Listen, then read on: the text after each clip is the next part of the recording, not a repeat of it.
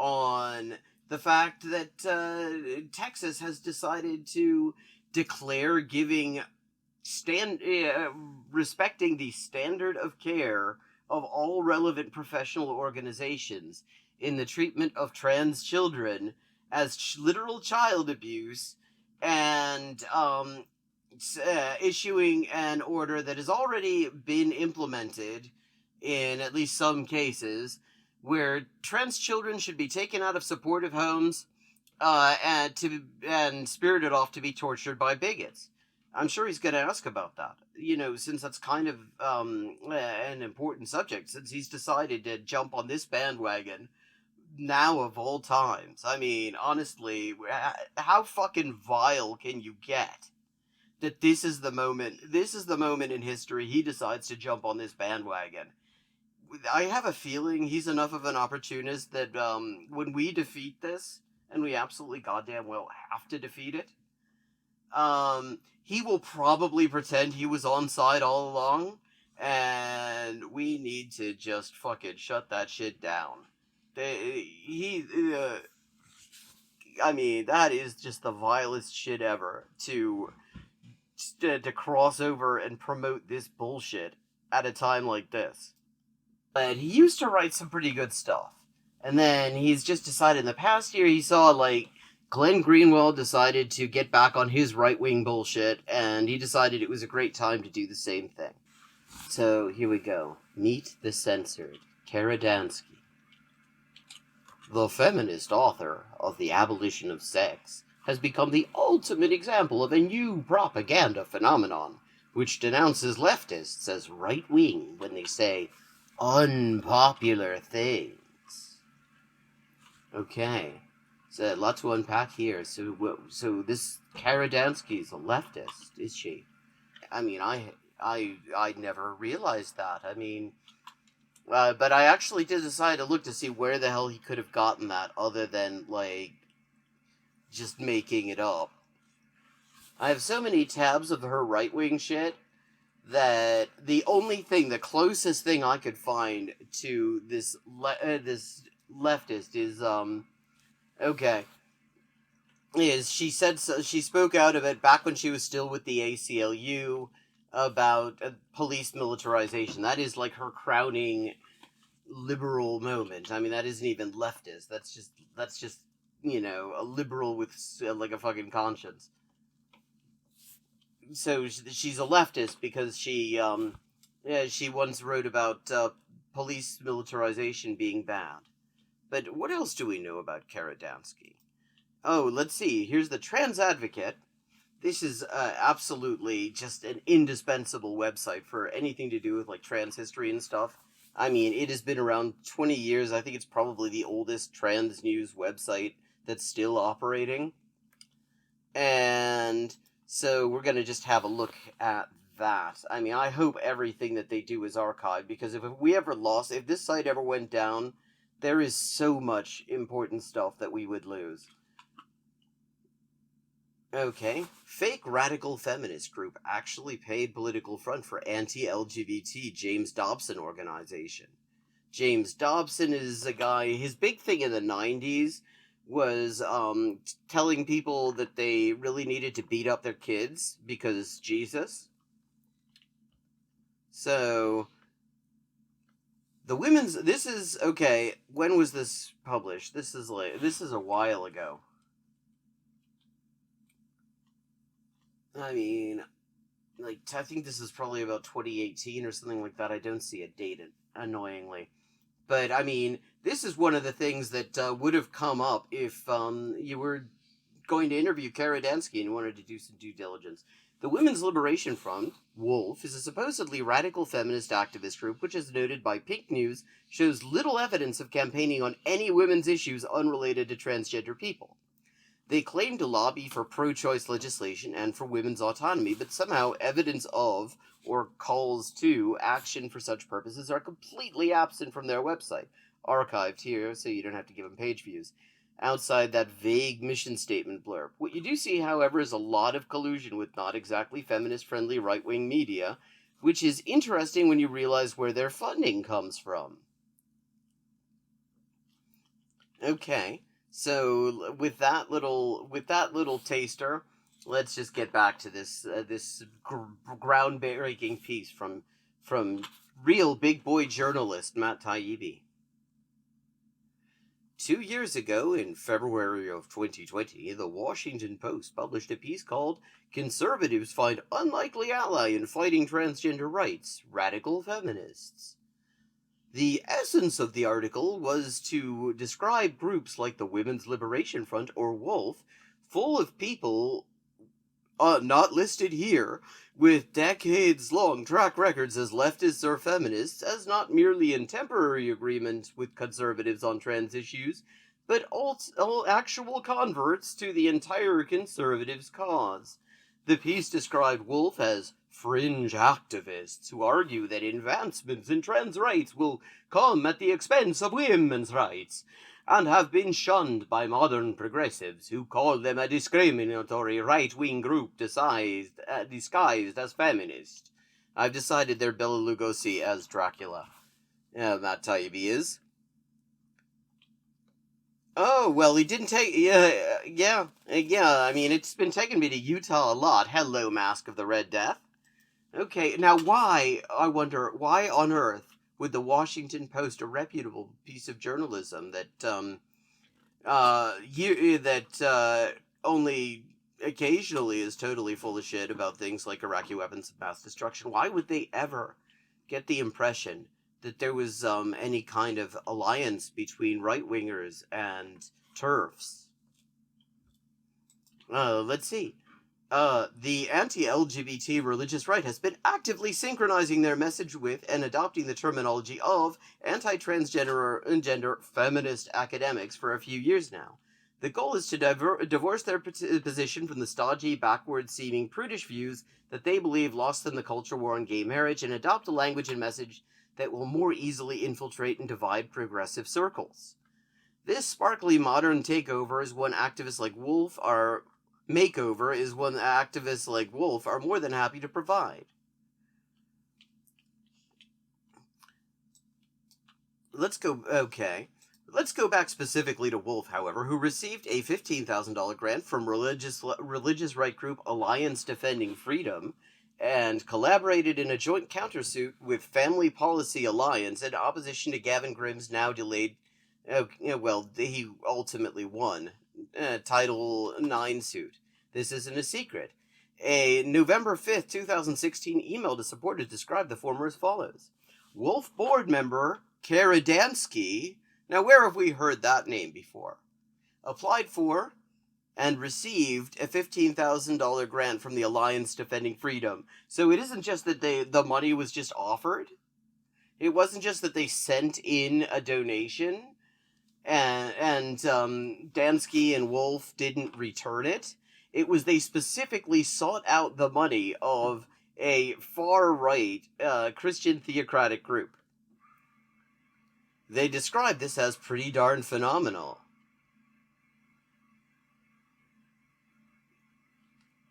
Okay. Alliance Defending Freedom is a huge religious right evangelical Christian nonprofit law firm which, quote, seeks to recover the robust Christendomic theology of the 3rd, 4th, and 5th centuries. Wow. How could anybody suggest that somebody working with people like this is not a leftist? I mean, that's just the censorship. They're doing the censorship on Kara Dansky by suggesting that she's not a leftist just because she is actively seeking funding from a group that seeks to recover the robust Christendomic theology of the 3rd, 4th, and 5th centuries. Well, how could anyone possibly make a leap of logic like that? Oh, what else are they into? Let me see. The firm has been a massive force for years now in helping develop and hammer out religious freedom legislation seeking to bypass any LGBT employment, housing, medical, or public accommodation protections through a religious belief acceptance clause. They literally consider the act of refusing service to LGBT folks as a form of civil rights activism not unlike that of Rosa Parks.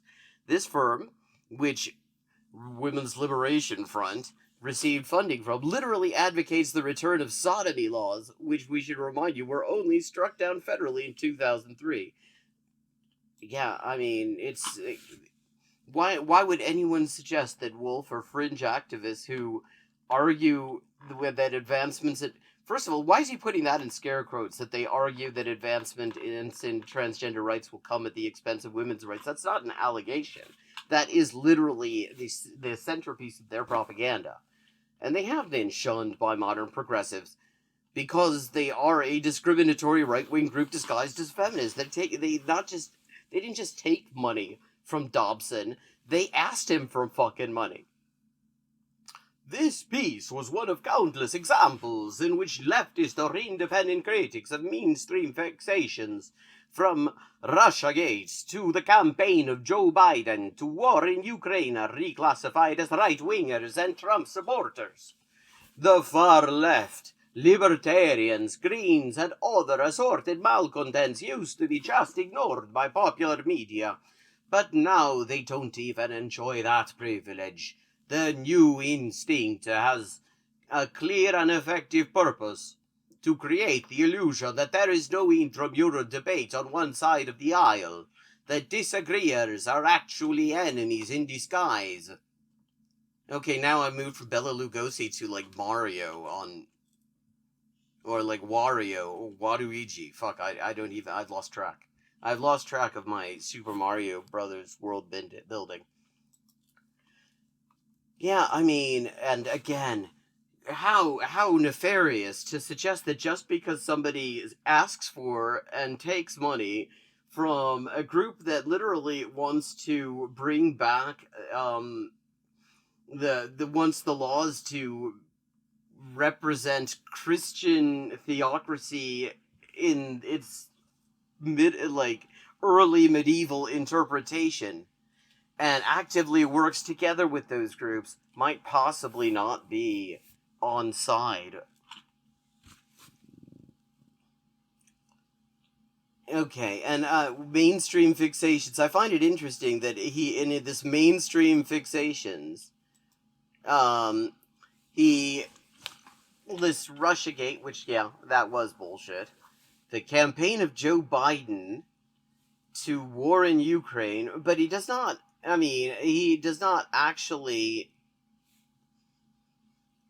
explain, he doesn't mention that the mainstream fixation he's talking about here is the idea that trans people are fucking human beings with rights.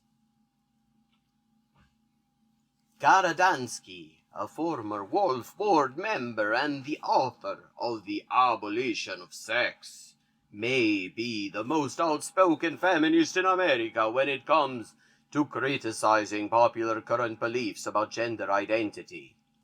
A former ACLU public defender, she's focused heavily on the presence of biological men in women's jails. Yeah, but interestingly, not in the form of screws. Like, she doesn't seem to have any issue with male screws in women's jails. I haven't seen any litigation from Wolf on that, even though that actually is a major source of sexual assaults in women's prisons. It's just trans women she's got a problem with. And for her troubles has been essentially booted out of mainstream progressive politics. Like, booted out? Like, what? How has she been booted out? It seems like she just left. She just decided, okay, I'm going to take some money from the far right and work directly together with them. Like, I don't remember where she was ever booted out, and you will not find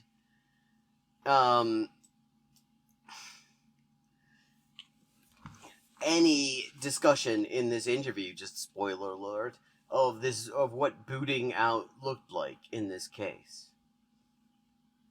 As I noted in a review of Matt Walsh's What is a Woman, I originally sat on this interview in an effort to avoid dealing with blowback from trans activists. Yes. I mean, he's so brave. He really is. I mean, in this time when trans people are so fucking powerful that there are states passing literal laws that would constitute legal genocide of trans people if the people who wrote who wrote the Genocide Convention back in the 1940s had it on their radar that groups defined by sexuality and gender could be the targets of genocide, or gave a shit about it. I mean, clearly this is a great brave time to be promoting a white nationalist like Matt Walsh and Kara Dansky, who exists entirely to try to launder the ideology of these white nationalist fundamentalist Christians. Yeah, I mean, he's just such a brave man. Yes. Yes, mamma mia, indeed. Madonna, mannaggia, porca miseria, etc. Okay. Dansky is an intense, sharp interview, and also a fluid and purposeful author. Ages ago, as a dumb young jock, as opposed to a dumb old former journalist, I guess, I picked up Andrea Dworkin's 1974 Women Hating as a joke, and found myself engrossed and reading to the end. Well, Andrea Dworkin's an interesting person to bring up, because that she, like pretty much all the other really formative, like top radical feminist intellectuals of her generation, was actually strongly pro-trans rights. I mean, to the extent that she said in her utopia, trans people's transition-related care would be available free and on demand. I wonder if he's going to confront Dansky with that. Dansky's book, The Abolition of Sex, isn't written in the same kind of fulminating, entertainingly rageful prose. She's also a shitty writer, you see. But it is a persuasive exercise in no bullshit argumentation. Yes, she will be arguing against the idea that bullshit is not a good contribution to this discussion. I recommend it even to people who are inclined to disagree with her. In these passages, she talks about the corruption of language.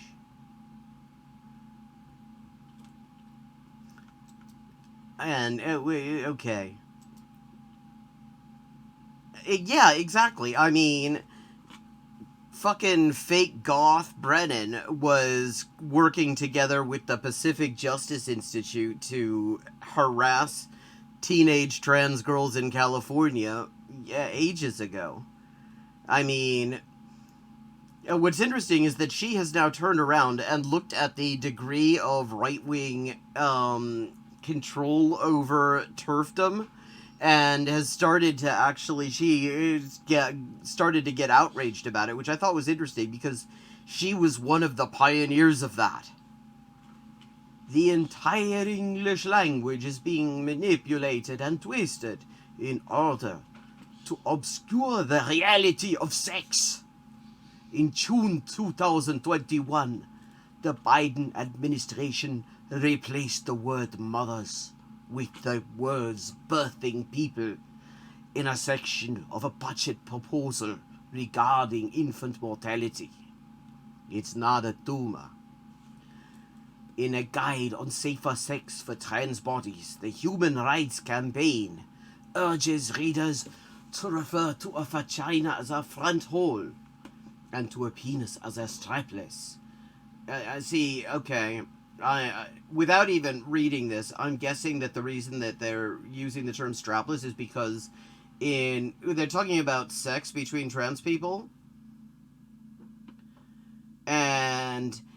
or sex involving trans people, and trans men, so at least some, don't particularly like referring to what they've got as a vagina, and a strapless may indeed actually be a thing that is actually being used in sex. Wait, and there's an ellipsis here. So we're missing the citation that obviously would be otherwise.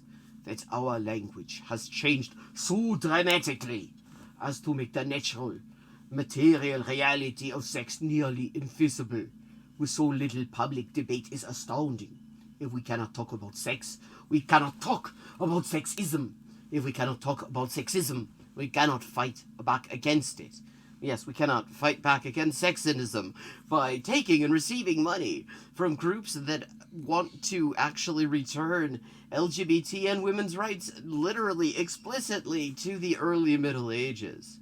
Well, to their version of the early Middle Ages anyway. Because actually there were a lot of abortions in the early Middle Ages. In fact, Saint Bridget, one of Ireland's patron saints, or most popular saints anyway, her big thing was she went around performing abortions. The Catholic Church doesn't like pointing that out. I asked Dansky about these and other questions in an interview earlier this year.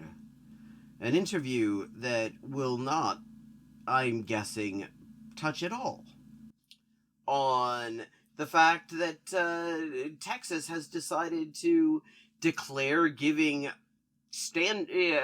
respecting the standard of care of all relevant professional organizations in the treatment of trans children as literal child abuse, and issuing an order that has already been implemented in at least some cases, where trans children should be taken out of supportive homes and spirited off to be tortured by bigots.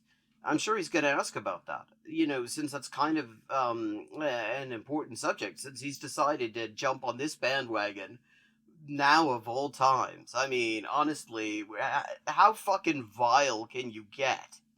That this is the moment in history he decides to jump on this bandwagon. I have a feeling he's enough of an opportunist that when we defeat this, and we absolutely goddamn well have to defeat it, he will probably pretend he was on side all along, and we need to just fucking shut that shit down. I mean, that is just the vilest shit ever, to cross over and promote this bullshit at a time like this. Yes, that's true. Janice Raymond actually was one of the driving forces behind that ban on not just surgery, but I think all transition-related care. I counted in my many achievements that I literally converted a literal student of Janice Raymond. I mean, he's the one who says this. Apparently, it was discussions with me that led him to realize how full of shit Janice Raymond was, having actually taken classes from her. So, I mean, that's a little feather in my cap, I suppose. I asked Dansky about these and other questions in an interview earlier this year. At the time, she had just done an interview with white nationalist replacement theory promoter Tucker Carlson. So I asked her about blowback.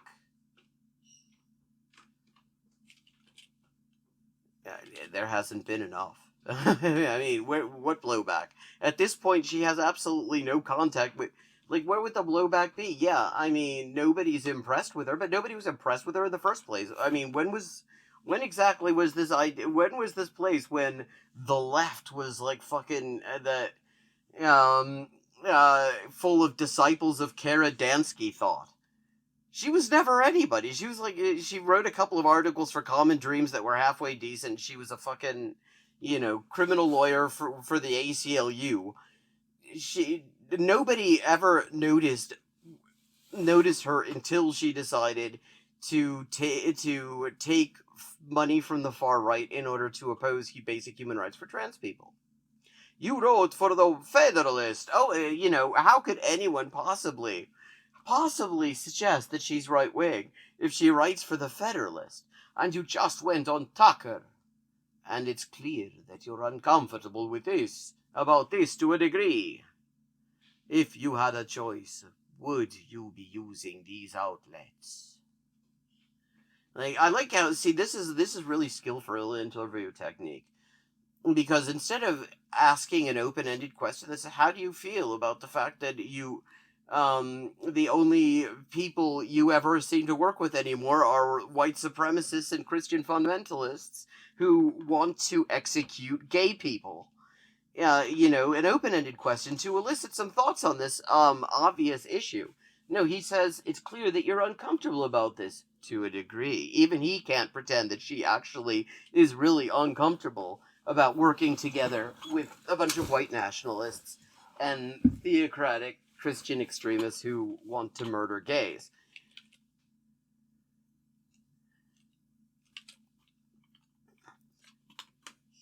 Kara Dansky. It's really interesting, because my choice would be to go on more mainstream, left-leaning outlets. Absolutely. I would love to have a conversation with the New York Times, with the Washington Post, with MSNBC, CNN. I would love to do that. They are not seemingly willing to even have a conversation about this. So I go on conservative media, because conservative media will have me. Well, I mean, maybe that's... Okay, so right-wingers recognize her as a right-winger. Fucking centrist news outlets like the New York Times, the Post, the MSNBC, the CNN, they recognize her as a right-winger. So how is Matt Taibbi not recognizing her as a right-winger? Feminist rips gender identity as meaningless. There's only two people there, and neither of them's a feminist, unless they're saying fucking Fucker Carlson is now a feminist, which I kind of don't think.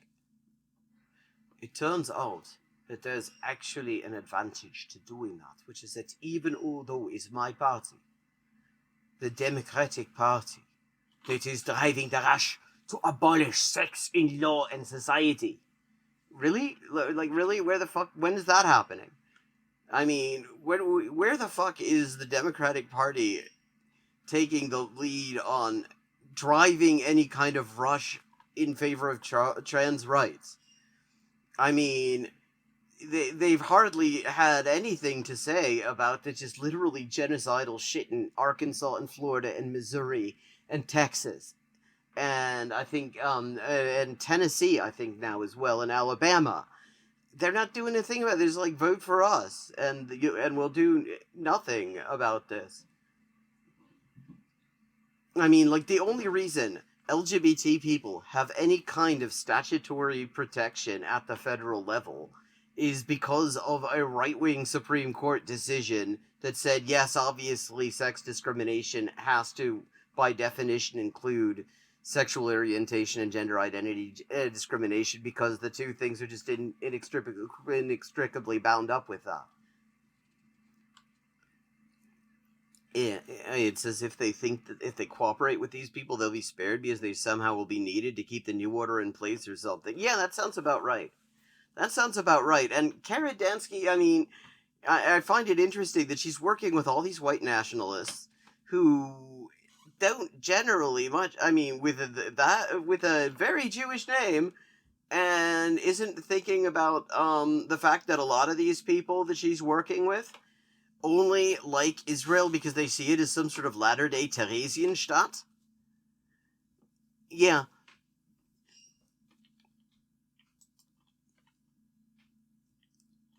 By going on conservative media, even though that is not my preference, it's actually an opportunity to inform conservatives about how important it is. No. My view is that Republicans are not doing enough to stand up to it. They're like literally making it illegal for trans people to exist and get health care in significant sections of the country. Like, what exactly, when you've got stuff that actually ticks boxes on the Genocide Convention already being done, what the fuck, and you think that they're not doing enough to stand up to the existence of trans people in society? Like, what the fuck would be enough? What the fuck would be enough? And again, I mean, and how could anyone? So she thinks that the Republicans who are doing just doing genocidal shit are not doing enough to stand up to the existence of trans people. Why would anyone possibly think that she is not a leftist? By going on conservative media, even though that is not my preference, it's actually an opportunity to inform conservatives about how important it is and how dire the consequences are for women and girls of abolishing sex in law. Because, when I think people who care about the consequences for women and girls, I think Republicans. I mean, they just love women. That's their thing. They love women. They would never do anything to harm women.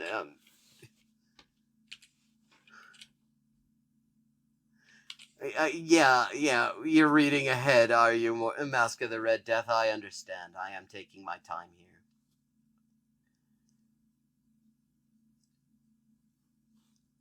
Because I think a lot of conservatives think that this is just a crazy lefty issue, and they don't really appreciate how important it is. Okay, conservatives literally wrote her playbook. Let me see, here we go.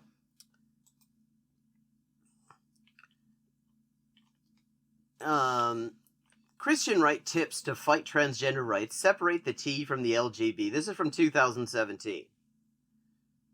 Last week, from the Thursday, October 13th through Saturday, October 15th, the anti-LGBT hate group Family Research Council put on its annual Values Voter Summit in Washington, D.C., a prime networking event for the Christian right where anti-LGBT and anti-Muslim rhetoric is rife.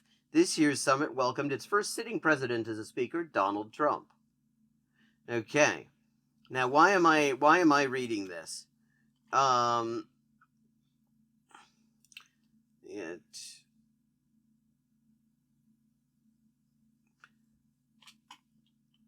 A trend emerged during the session as various speakers wrapped their opposition to non-discrimination measures in rhetoric passing as progressive.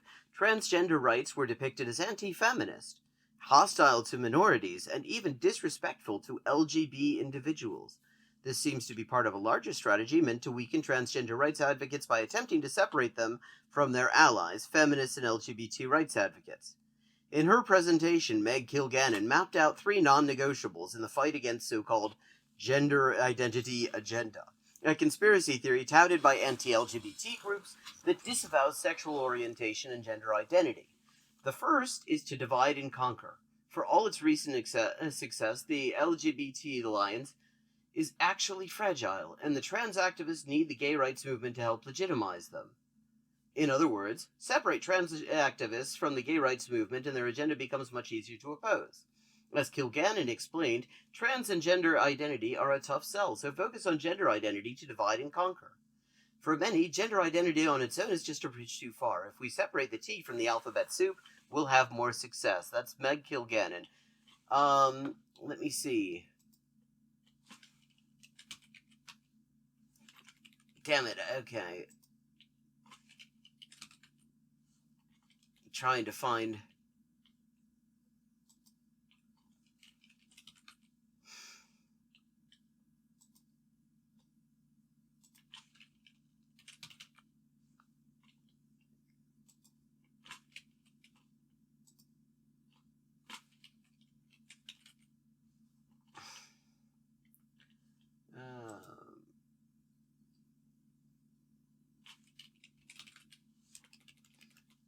Tucker Carlson looks at FPA partnership, Family Policy Alliance partnership with radical feminist group.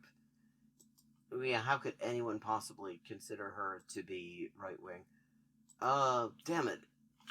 This would be so much better if I had put these in some kind of order.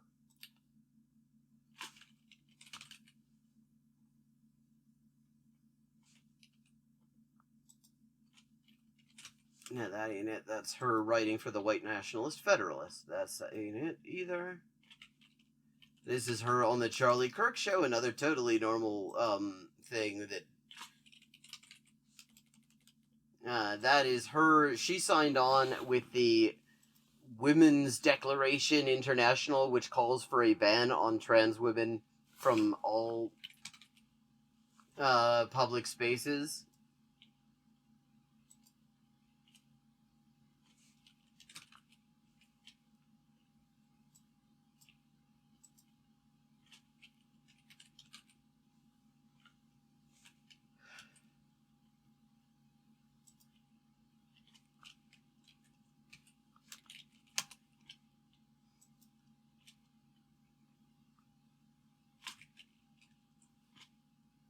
No, I'm not. I have no interest in the fucking National Review sending me push notifications.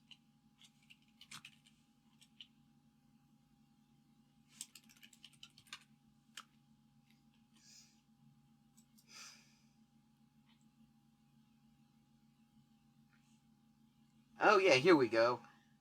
Meg Kilgannon and Kara Dansky signing the same anti-trans open letter here. Let me see.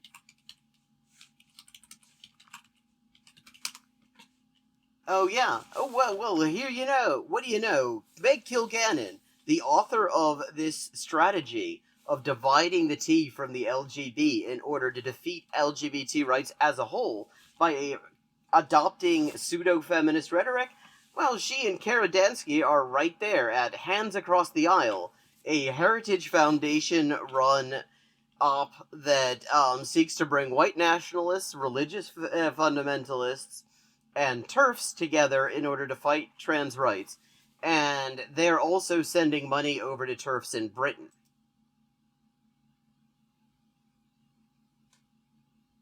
Oh, Kara Dansky, what was her background? Oh, you missed that part. Hello, JH. Good to see you. She was not much of anything. I mean, she was just a lawyer for the, she was a lawyer with the ACLU, and she wrote a couple articles against the militarization of police, and that's basically it.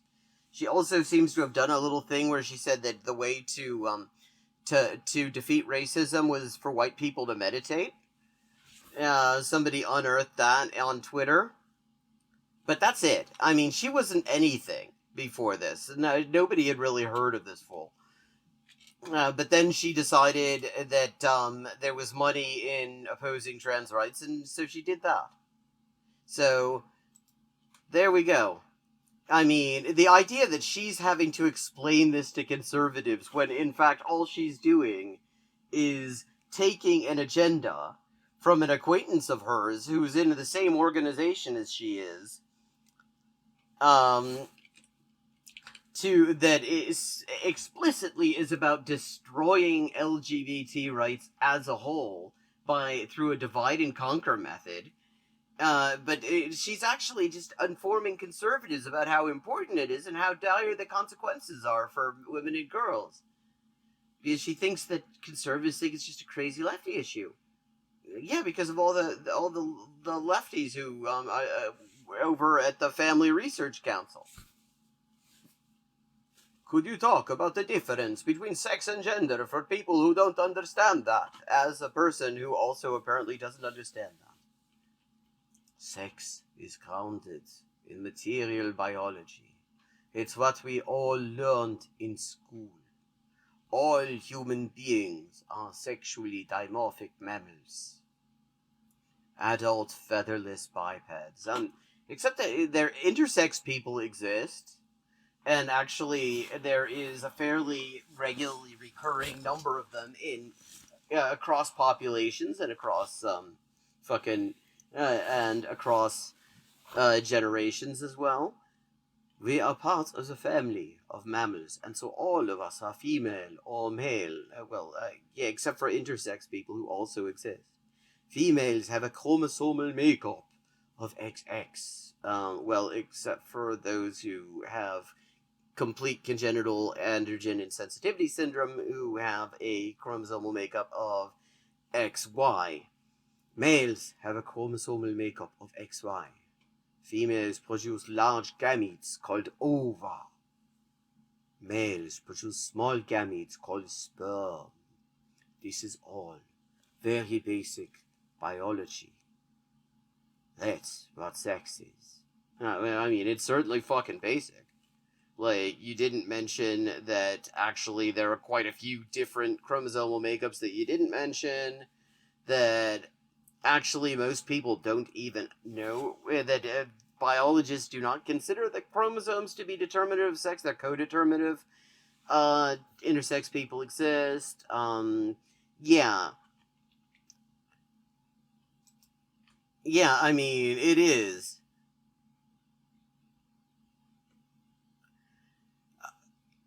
I think actually somebody, I mean, that's a common thing that's said, and I believe actually, yeah, it's absolutely shitty biology. I mean, if you if you took a fucking university level biology class, you would have been you would have been disabused of a lot of these notions.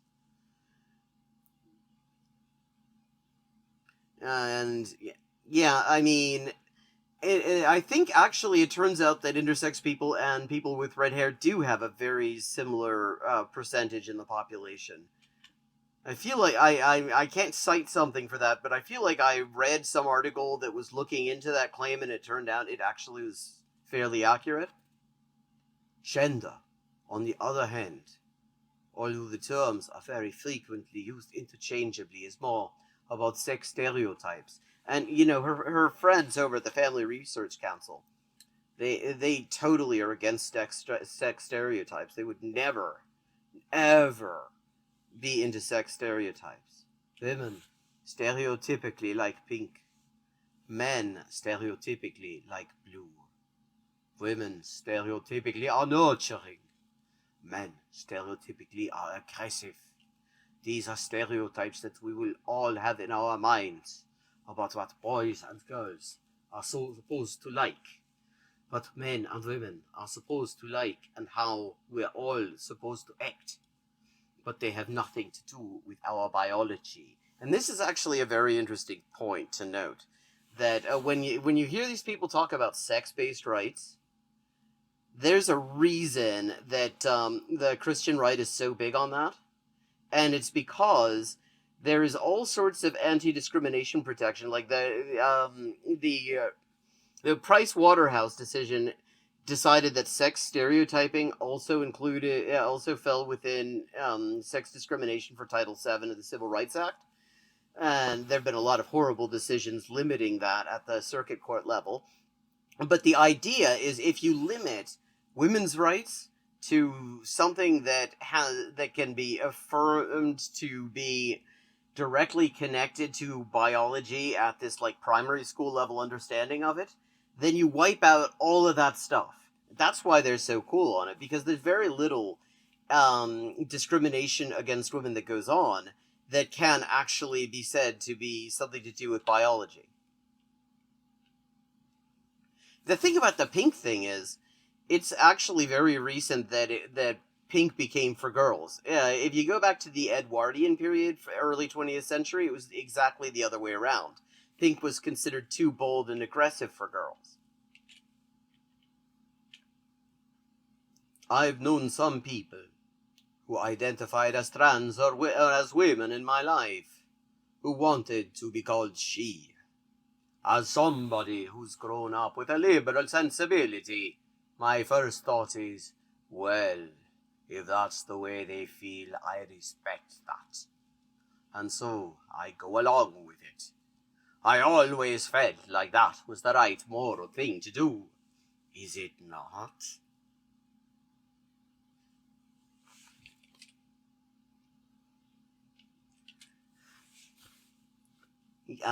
Oh, this is gonna be good. Yeah, a couple things.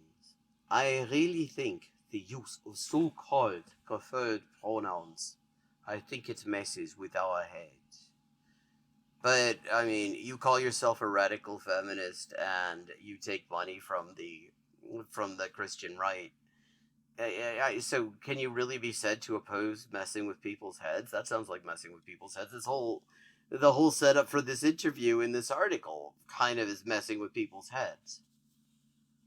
Just as you were saying that, I noticed you kind of struggling with it. Because I know that what you want to use she to describe your male friends to identify as women to be kind, but it's not easy. Does he have... I don't think after this interview... I don't think he's going to have that problem after that interview. Because I think, to the extent that he had any trans women friends still, I think that they're not going to... They're going to find other people to hang out with.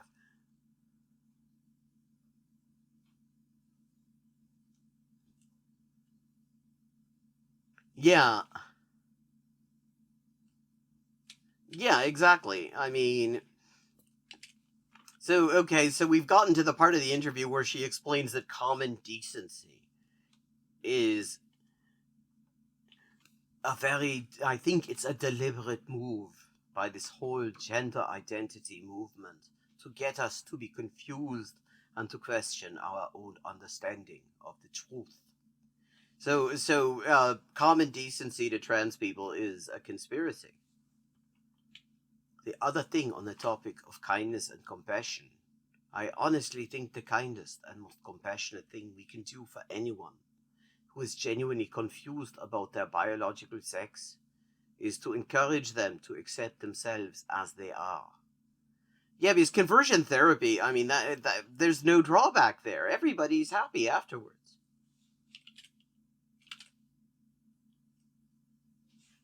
Part of the reason that Middle America became accepting of the idea of gay rights was that they were persuaded that there was some biology behind that people are born that way.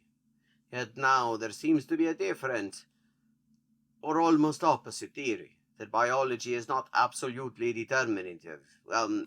And that's not quite right either. Well, yeah, not absolutely determinative, but that's not new. I mean, first of all, the term biology is being used in a really weird little way. Because you talk about biology, it's not actually this simplistic about any of this stuff. Do you connect transgenderism to something like sexual preference, or is it a different kind of idea to you? It's a whole different thing. Sexual orientation is grounded in the material reality of sex. Straight people are attracted to the opposite sex. Gay people are attracted to the same sex. Yeah, tell us about your friends at the Family Research Council, what they'd like to do with gay people.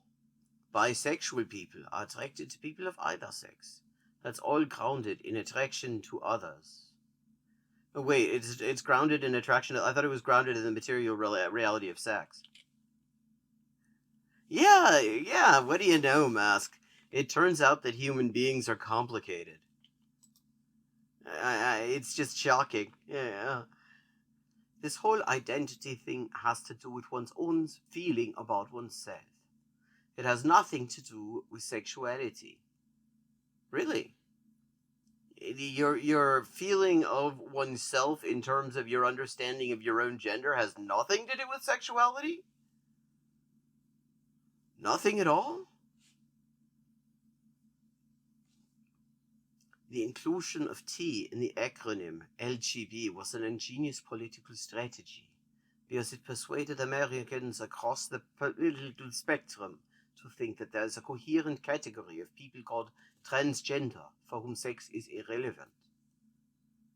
Okay. Like, first of all, here she is. This is just literally the Meg Kilgallen Family Research Council Values Voter Summit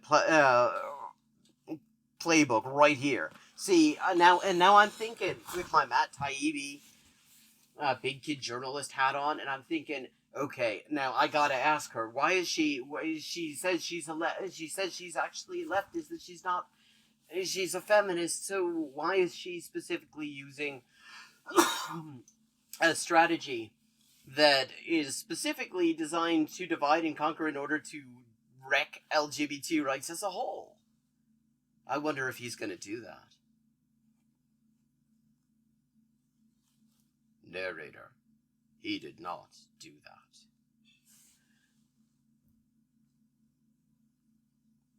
Also, there is a coherent category of people called transgender. They exist. I mean, if they didn't exist, you would not be here trying to take away their human rights. Yeah, exactly. A lot of trans people have written at great length about how the effect that transitioning, especially medical transition, has affected their sexuality. I mean, Julie Serrano wrote quite extensively on the subject. Very interesting stuff. If you haven't read Whipping Girl, definitely pick it up. Um, yeah, I mean, what she's saying here is just nonsense. It doesn't even fucking make sense. I think you're absolutely right. That part of the reason the gay rights movement was so successful was by persuading people, middle America, that it's innate. Yeah, I see. Okay, I think it had a lot also to just do with saying that we weren't gonna fucking go away whether they liked us or not. And they finally decided that, okay, well, the ones who decided not to ended up working with her friends over at the Family Research Council. Yeah, exactly. That's a very controversial topic. There are a lot of lesbians who will say that they felt compelled by society to be in relationships with men. And then they made a political decision to stop being in relationships with men and only be in relationships with women. That's a political choice. That's a controversial stance. I don't know if you want to get into that, but FYI, it's very controversial. Yeah, not really. But adding that T, I think it was an absolutely ingenious political strategy because this whole thing is an effort to persuade ordinary Americans that biological sex doesn't exist. Well, I mean, if you actually read the relevant literature in the field of biology, you'll find that that's kind of something that biologists are fairly persuaded of. At the very least, they don't think it exists in the terms that these people are using. If the proponents of this ideology had simply said, biological sex doesn't exist, ordinary Americans would say, what are you talking about? Everyone knows how babies are made. Well, and which is why, I mean, that's just the state of fucking education in this country, that most people have absolutely no fucking idea of the state of biological discussion on, sex and gender and all of this. Not, I mean, in humans and pretty much every other species that's been studied. So they made up the T. They made up the word. And then they got it attached to what was a very legitimate and very successful civil rights movement. Okay, let's just remember that the T, which stands for trans, and at one point stood most commonly for transsexual, is referring to a word that has been in the medical vocabulary since the beginning of the last century. Like, they made up the T. What, you think it doesn't stand for anything? And then they got it attached. That was a very legitimate and very successful civil rights movement that they were in the whole fucking time. Oh, fucking hell. This is weird because, okay, that is weird because Mask of the Red Death just used the word sex and it was fine. Okay, this is bizarre.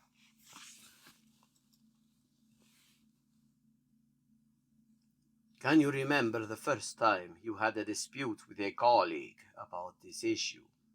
When was the first time that you noticed that you might have a conflict with people who until that point had been friends or allies?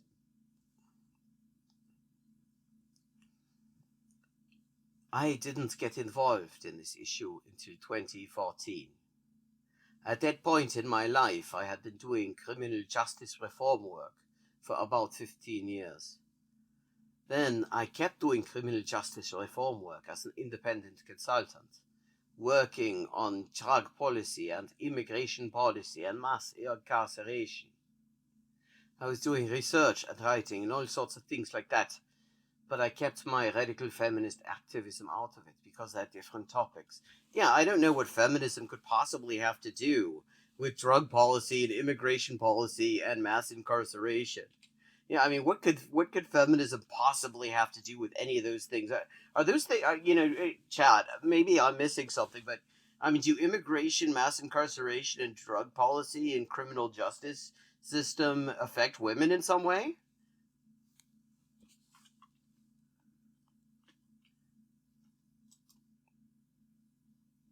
Then one day I had a client who called me up. This would have been 2017 or 18, and this client called me up. I was involved in a project at that time as an independent consultant working on a project at the border. It involved encouraging immigrant rights activists and federal public defenders to be more in communication with each other, so that the criminal defense could be informed by the knowledge that immigration rights advocates had, and that immigration rights advocates could be better informed about the criminal justice system. Which, I mean, not a bad idea.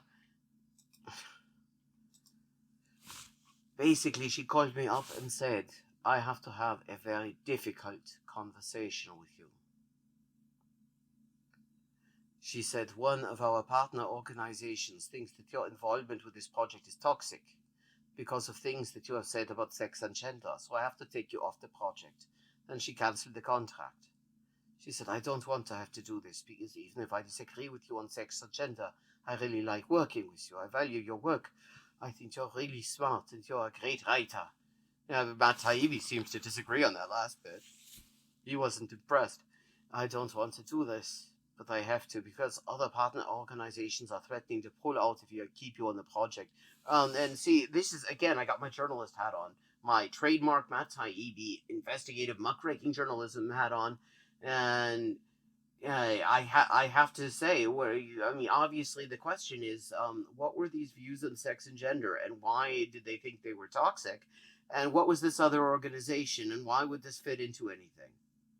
I mean, but okay, but Matt Taibbi knows best. Did you have any problems getting published at this time?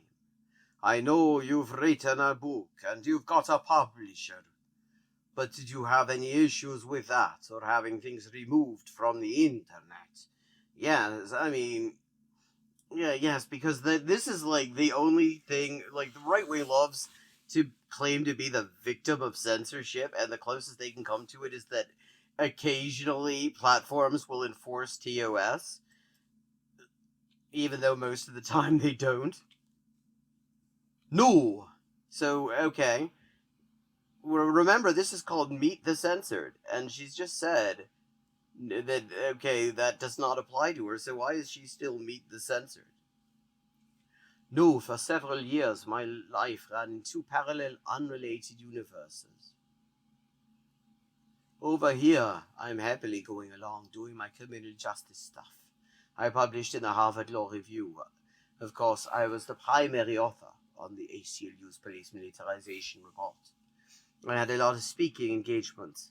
I spoke before. It wasn't a congressional panel, but it was a Hale event. Yeah, see, clearly, I mean, it's just totally a leftist. Like, how could you possibly doubt her leftist credentials? I mean, she wrote in the Harvard Law Review and it was part of an event organized by the Hill. GRG?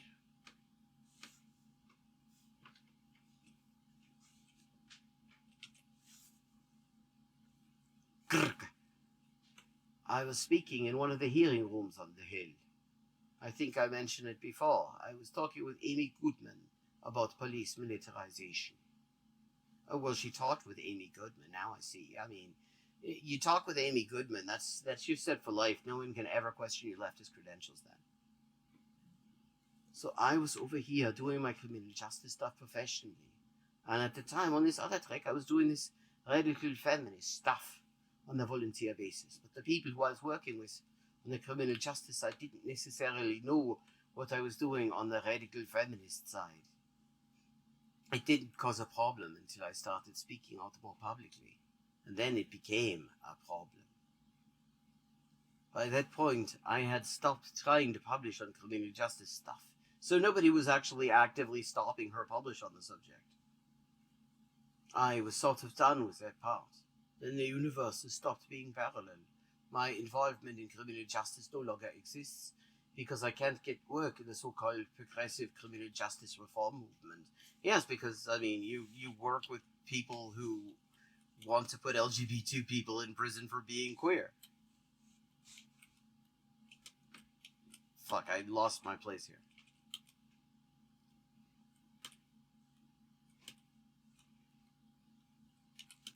Where were we?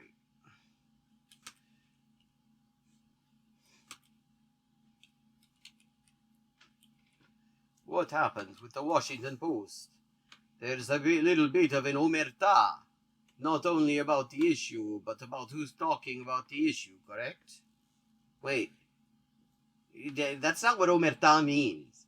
Omerta means you don't talk about it at all. But he's not saying that they don't talk about it at all. They clearly do talk about it. What? So, I mean, yeah, that's not what omerta is.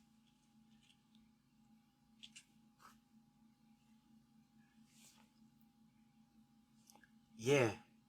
In February 2020, I went to Seattle to join a panel that was being hosted by the Women's Liberation Front.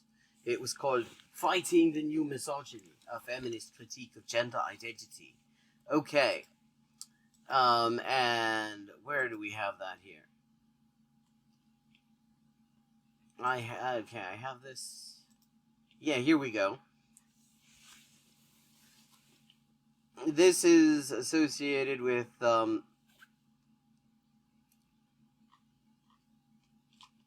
Fighting the New... First of all, it's, Wolf, which it was there, so the Christian fundamentalists were represented. The Heritage Foundation was involved in it.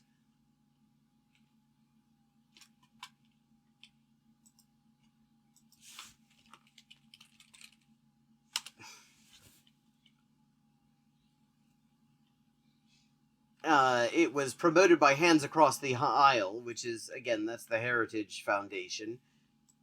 And, oh, here we go. Here she is, spreading the word about this conference in Quillette.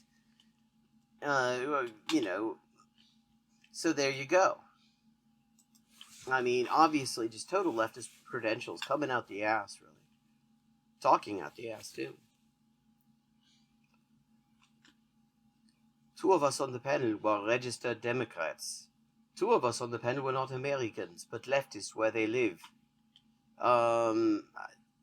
Actually, one of them was Megan Murphy, and not a leftist. I mean, her closest associates for a while have been from the alt-right Twitter sphere. I mean, Ben Shapiro, those sorts of people. Samantha Schmidt at the Washington Post covered it, to her credit, but she framed us as being right-wing and advancing a right-wing agenda. That piece in the Post was out sometime in February 2020, and in it she referenced a Heritage Panel event from 2019. In that, she puts feminist in scare quotes. Oh, why would she do that? I mean, just because you're working with fucking taking money from people who want to impose a fundamentalist Christian theocracy and abolish women's and LGBT rights. I don't know why. She doesn't suggest that does anything to undermine our feminist credentials. She doesn't know why. She doesn't know why. What could possibly undermine the feminist credentials of an organization funded by feminist icon James Dobson? I mean, that's like being an immigrant rights organization funded by Lou Dobbs.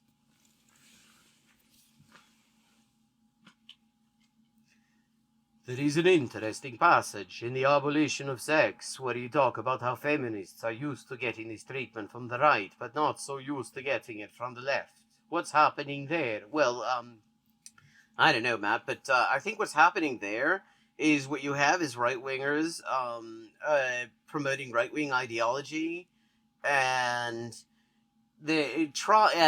finding that it's actually kind of hard to continue to use the left as a rhetorical human shield and the feminist movement as a rhetorical human shield, because most of the people who join the left, even describe that as broadly as you want, or feminism, they don't get in there in order to just kick downwards on marginalized people. So it's going to be sooner or later that's going to be a bad fit.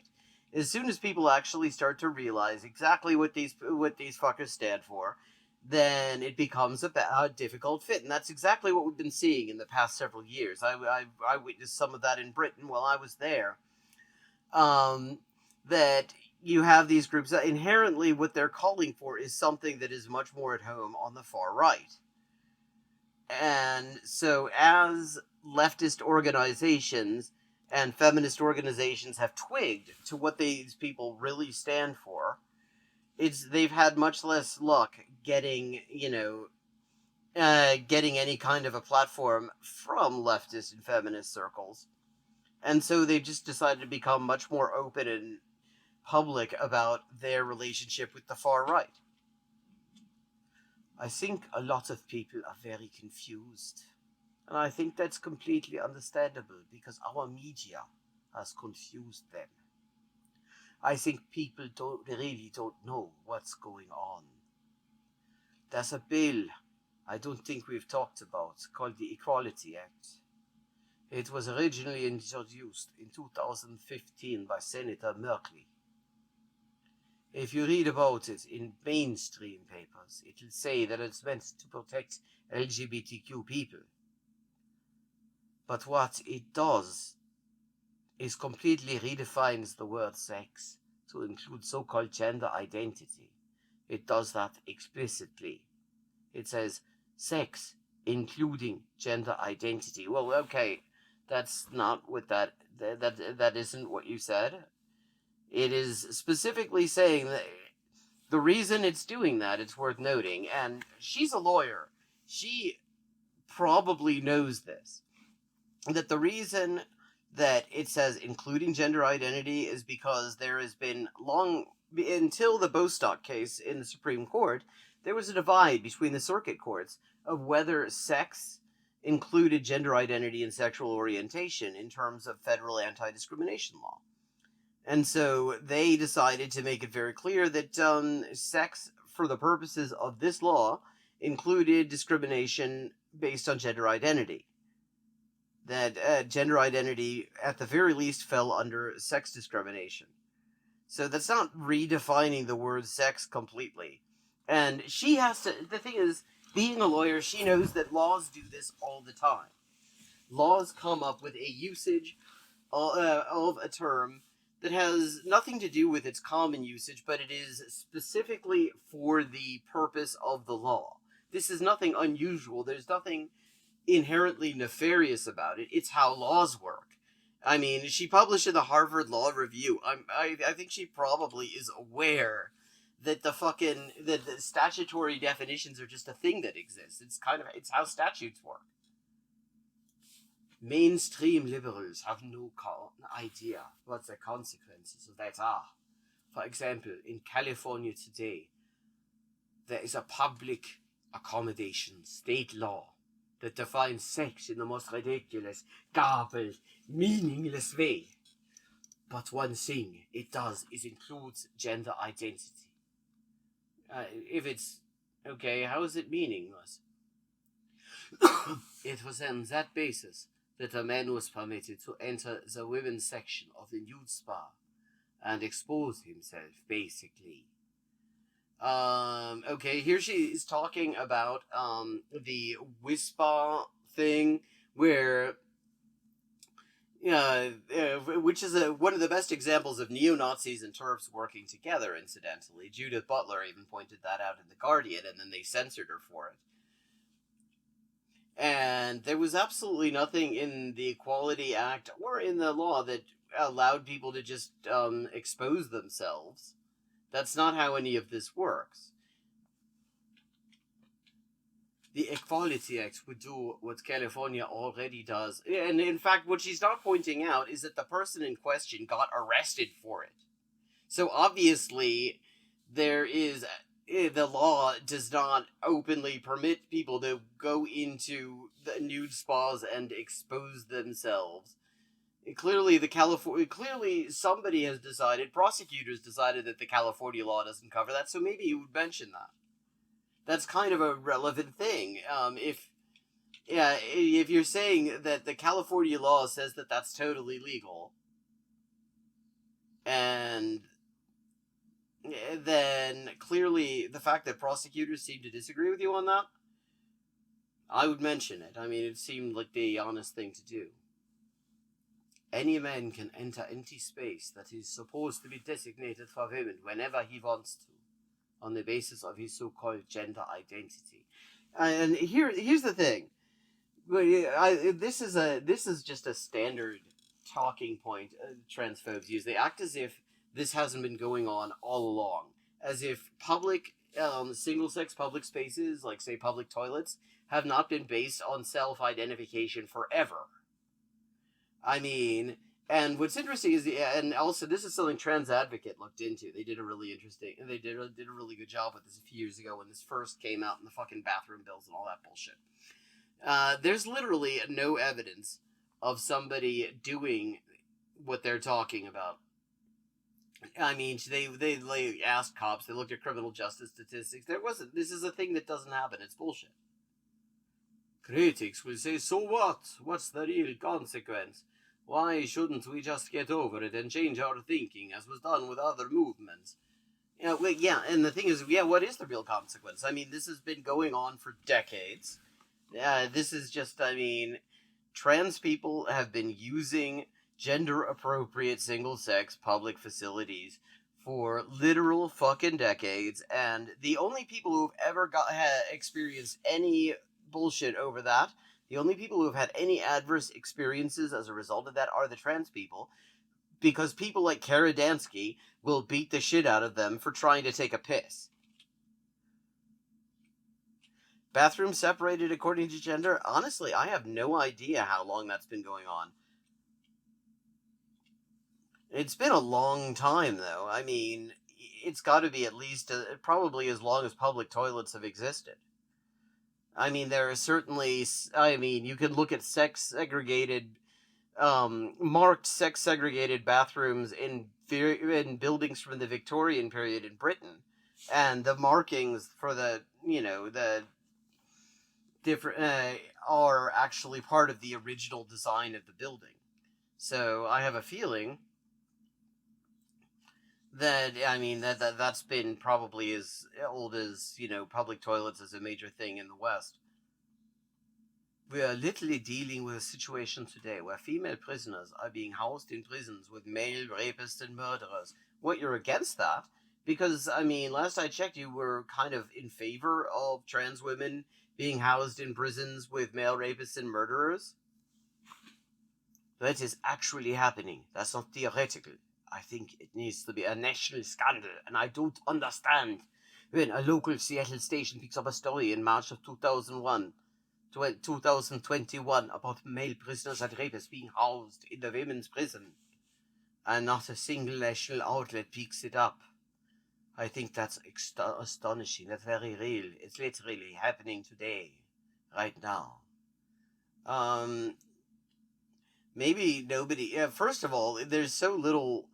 And now, again, Matt Taibbi is so fucking useless that he doesn't ask for any details on this. Like, for all we know, this was bullshit, and the reason nobody picked up on it is that it turned out there was nothing to it.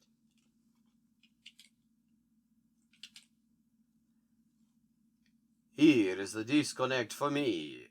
There is so much attention and sensitivity to the issue of violence against women in all other areas except this one. Do you have an explanation for that? Well, she's somebody who's actually not very sensitive to violence against women because she wants to put trans women in prisons with men, where we know what happens, because there have been interviews with trans women who have either legally under existing law or illegally under existing law been thrown into prisons with women, and what happens is it's non-stop sexual assault.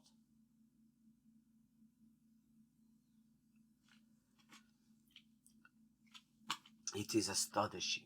Well, I don't really get to ask that question to people on the left or media. When I ask that question to conservatives, they're blown away because they've never given a shit about violence against women in any other context, and they're really quite surprised that she thinks that they care about this one. They agree with the question. They don't understand it either. But you're right.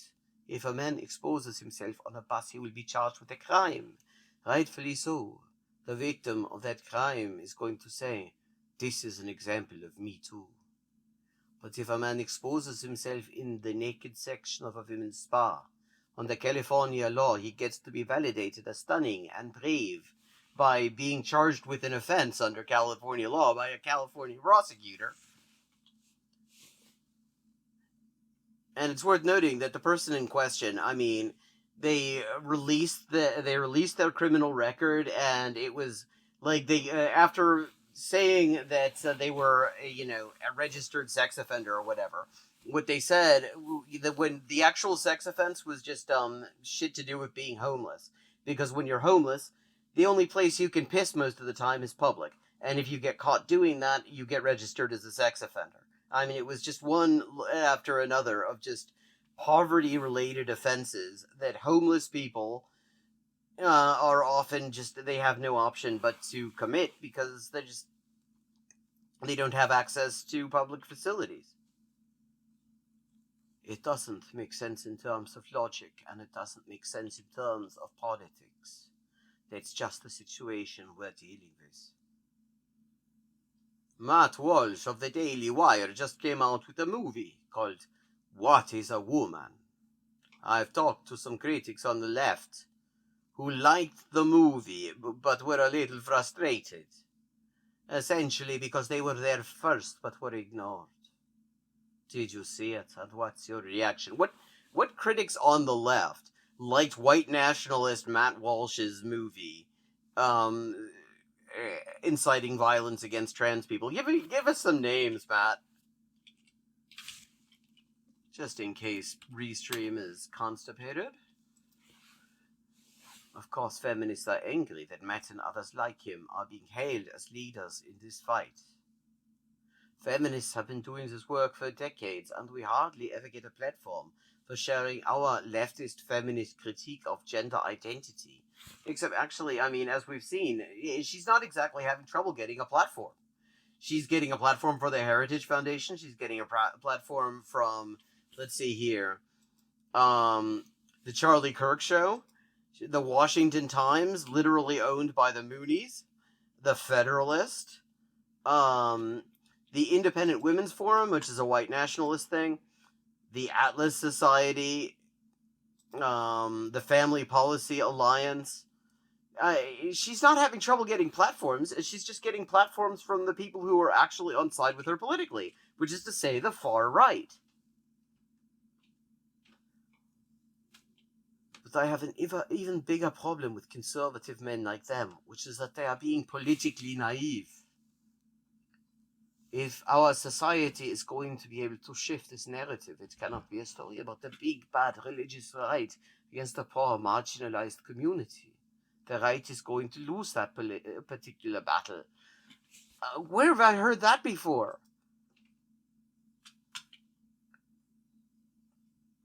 Explain the gender identity rights. This is Meg Kilgannon of the violently anti-gay hate group Family. She is with the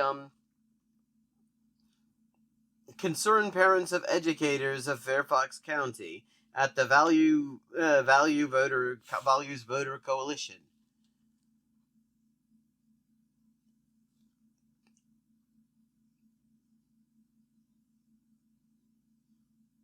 I mean, she is literally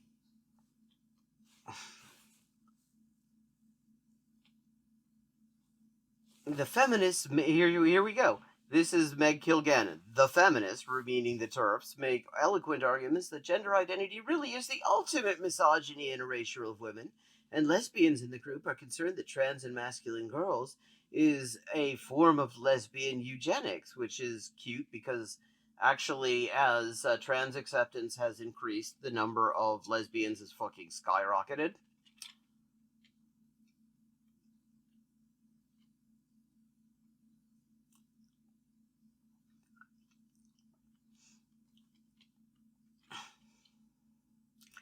I mean, she's just literally, these are just one after another, just spot on the fucking talking points.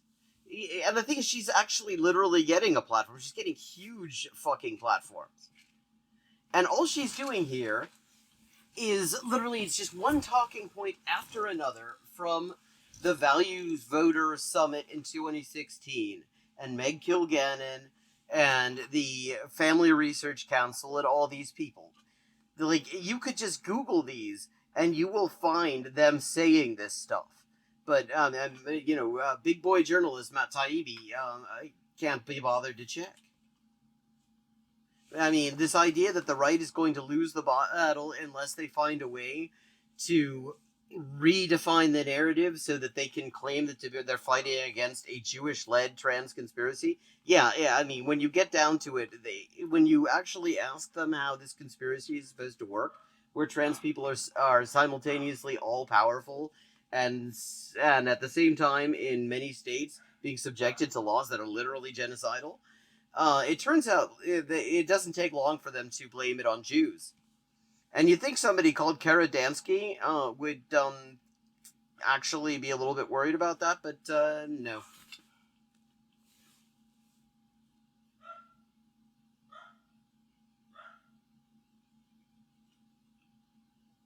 I appreciate a lot that's in the film, but approximately 0 Democrats are going to be persuaded by a Daily Wire production featuring a Christian conservative traditionalist.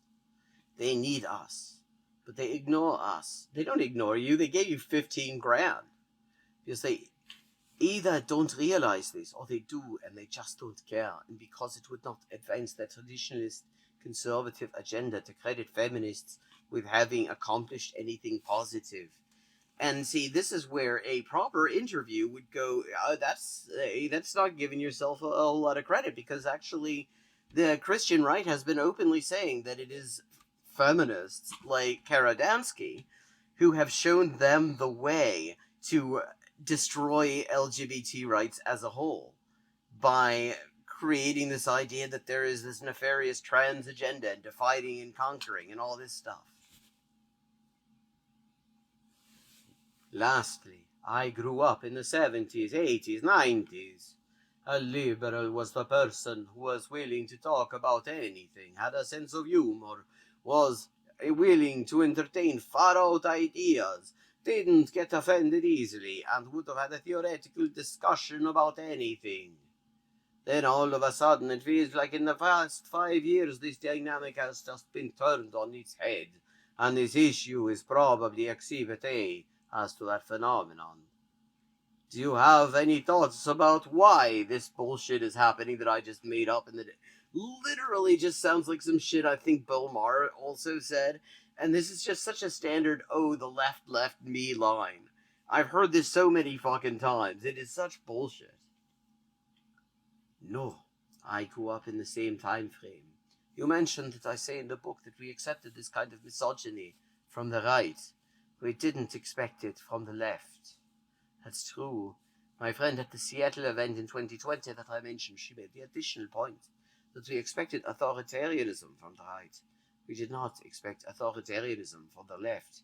But that's where we are. I'm really getting fucking sick of the way the term authoritarianism is used anymore. Because either it's a way to avoid talking about fascism, or it is just sort of a catch-all term for anything that somebody doesn't like.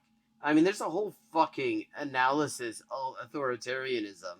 Like, I mean, if you look at, like, the literature of anarcho-communism, for example, of what the term actually means and how, and everything. But this is just, it's just being used as a schmata. You just sort of throw it at things. Like, okay, so, but the idea is that it's not authoritarian at all to, like, deny trans people access to public space. Because, I mean, she's a signer on the so-called Women's Declaration. That's another thing that,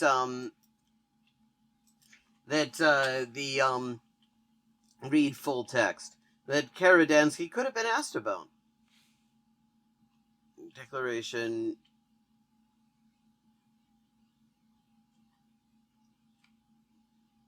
Oh, here we go. Spaces. This is the preamble.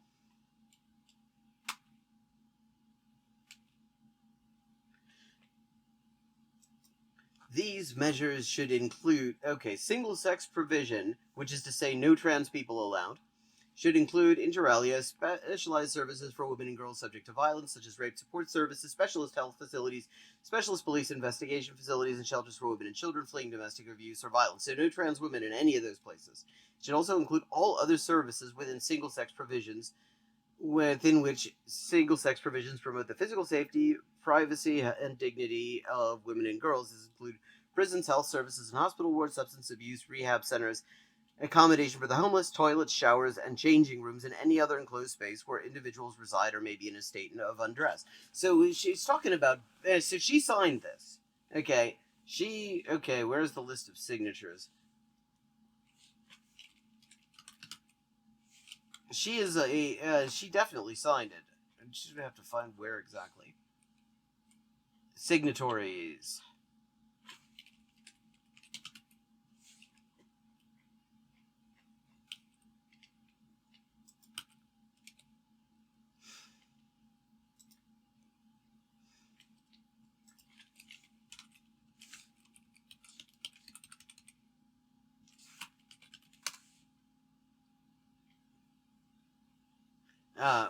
I'm sure I'm not going to go through the whole list of signatories, but they clearly, she's clearly on side with them.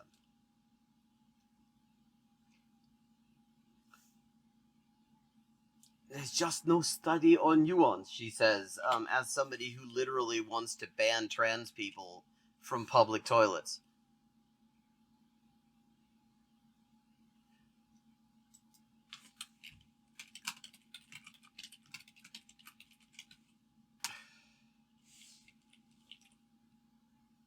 Okay, and with that, I actually have to go and do something about eating things, so I'm going to do that. That's the end of the bullshit article. Thank you very much for joining me for this special, where we looked at what an absolute piece of shit Matt Taibbi has turned out to be.